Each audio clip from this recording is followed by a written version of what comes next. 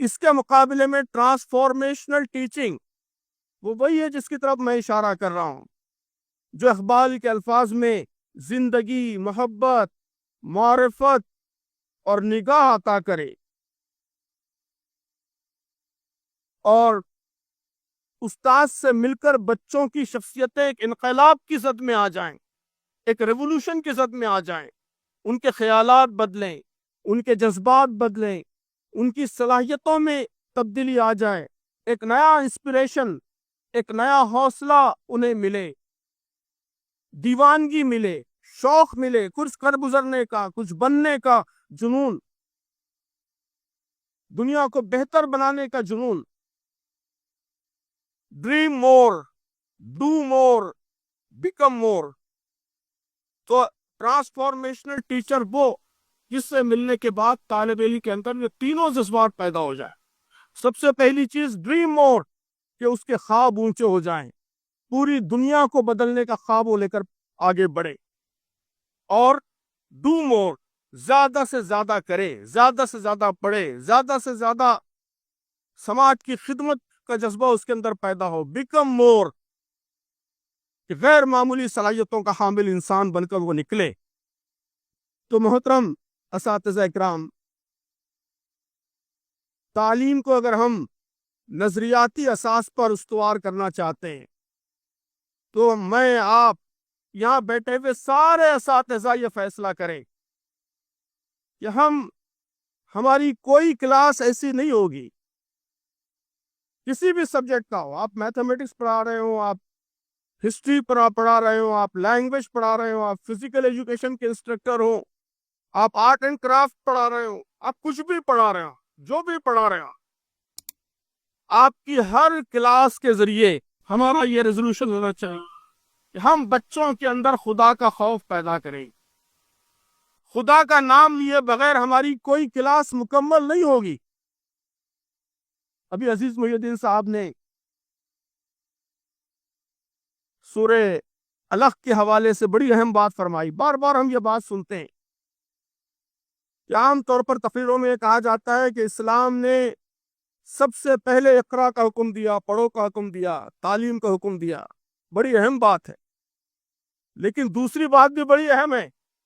بات صرف اتنی نہیں ہے کہ تعلیم کا حکم سب سے پہلے آیا ہے، سب سے پہلا حکم اقرا کا آیا ہے، بلکہ دوسری بات بھی بڑی اہم ہے کہ تعلیم کا حکم آیا ہے لیکن ساتھ ہی یہ بھی کہا گیا ہے کہ اقرا بسم ربک، پڑھو لیکن اپنے رب کے نام سے پڑھو. تو ایسی تعلیم جو رب کے نام کے بغیر ہو، اس تعلیم کا اس میں حکم نہیں دیا گیا ہے. تعلیم ہمیشہ رب کے نام کے ساتھ وابستہ ہو، یہ بھی اس حکم کا ایک بڑا اہم پہلو ہے جو بہت کم ڈسکشن میں آتا ہے. تو ہمارا کوئی لیسن رب کے نام کے بغیر نہیں ہوگا، خدا کی طرف متوجہ کرنے والا ہوگا، خدا کے سلسلے میں ان کی ذمہ داریوں کی طرف متوجہ کرنے والا ہوگا. ہمارا ہر لیکچر، ہر کلاس بچوں کو یہ سمجھائے گا کہ وہ اس دنیا کے لیے، سماج کے لیے کیا کر سکتے ہیں، انہیں کیا کرنا چاہیے. آپ اگر سائنس پڑھا رہے ہیں تو یہ جذبہ پیدا کرنا بھی سائنس کے ٹیچر کی ذمہ داری ہے کہ میں سائنس کا علم اس لیے حاصل کر رہا ہوں کہ اس سائنس کے ذریعے، اللہ کے دیے ہوئے اس علم کے ذریعے میں انسانوں کی زندگیاں آسان کرنا چاہتا ہوں. آج کی سائنس یہ سرمایہ داروں کے غلام ہے. آپ دیکھیے سائنس اور ٹیکنالوجی میں دنیا میں جو ریسرچ ہو رہی ہے، دنیا کے بہترین دماغ، ساری دنیا کے، خود ہمارے ملک میں IES میں جو انڈین انجینئرنگ سروسز ہے، اس میں ٹاپ کرنے والے جو انجینئرس ہیں وہ کہاں جاتے ہیں؟ ساری دنیا میں یہی معاملہ ہے کہ دنیا کے بہترین دماغ وہ ڈیفنس ٹیکنالوجیز میں جاتے ہیں. ایک دوسرے کو مارنے کاٹنے کی سائنس، ایٹم بم بنانے کی سائنس، ہائیڈروجن بم بنانے کی سائنس. دوسرے نمبر پر کہاں جاتے ہیں؟ دوسرے نمبر پر دنیا کے جو ایلیٹ طبقات ہیں، اشرافیہ ہے، دنیا کے جو خوشحال لوگ ہیں، ان لوگوں کے مسائل حل کرنے کے لیے ٹیکنالوجی کا استعمال.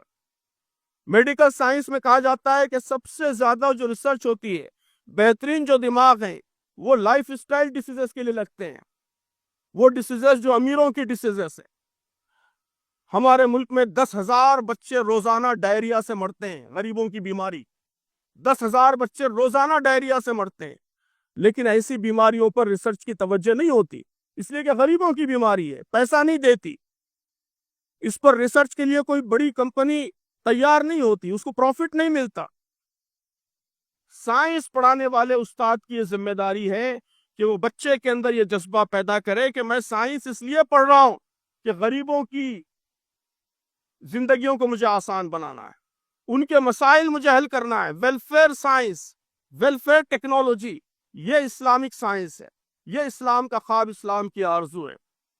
آپ معاشیات پڑھا رہے ہیں تو یہ آپ کی ذمہ داری ہے کہ بچوں کو بتائیں کہ دنیا میں جو اس وقت نابرابری ہے، تیزی سے جو امیر غریب کی تفریق بڑھتی جا رہی ہے، دولت ساری کی ساری چند ہاتھوں میں مرکوز ہو رہی ہے، وہ کیوں ہو رہی ہے؟ اس کا حل کیا ہے؟ کیسے اس کے سولوشن نکالا جا سکتا ہے؟ تم کو معاشیات اس لیے پڑھنا ہے کہ دنیا کو ایک بہتر معاشی راستہ تم دکھا سکو، دنیا کے مسائل حل کر سکو، مساوات پیدا کر سکو۔ آپ بزنس پڑھا رہے ہیں تو آپ کو یہ بتانا چاہیے کہ بزنس کی اخلاقیات کیا ہیں، ایتھکس کیا ہیں۔ وہ کون سی تجارت تھی کہ تاجر کیرلا کے ساحل پر، کرناٹک کے ساحل پر بیٹھ کر گرم مسالہ بیچتا تھا اور ساتھ ہی ساتھ لوگوں کے دلوں میں ایمان کی شمع بھی روشن کرتا جاتا تھا۔ آج ہماری تجارتیں یہ کام کیوں نہیں کر رہی ہیں؟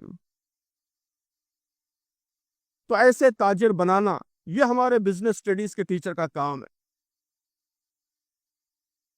دنیا کو بہتر بنانے کا جذبہ اور آرزو، زندگی در جستجو پوشیدہ است، اصل او در آرزو پوشیدہ است۔ اقبال نے کہا کہ زندگی تو جستجو کے اندر پوشیدہ ہے، اگر آرزو نہیں ہے، آرزو کا مطلب ایک بڑا خواب، ایک بڑا ویژن، ایک بڑا گول، زندگی میں کچھ دنیا کے لیے بڑا کرنے کا جذبہ، یہ اگر نہیں ہے تو زندگی ہی نہیں ہے، ایسی زندگی کا کوئی حاصل نہیں ہے۔ تو استاد کا کام یہ ہے کہ وہ ایسی آرزو، ایسی جستجو وہ پیدا کرے۔ یہی نظریاتی محاسن کا خلاصہ ہے۔